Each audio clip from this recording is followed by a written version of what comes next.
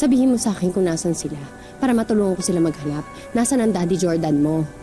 Hindi ko po alam eh.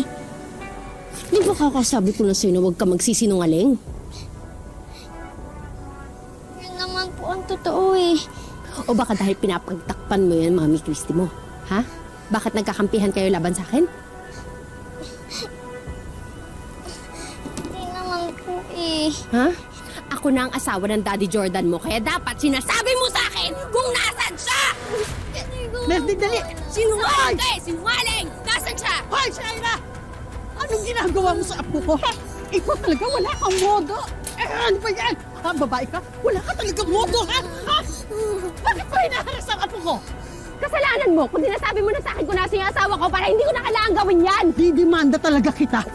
Hindi nadamay mo pang apo ko? Ha? Paka-OA mo, wala akong ginagawang masama sa kanya, sadyang iyakin lang yan.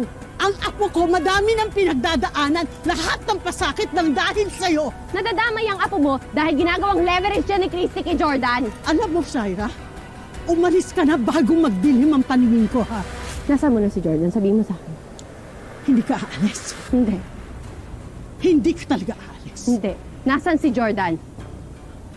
Hindi ka talaga aalis! Nasaan ang asawa ko? Ayaw mo umalis! Hindi!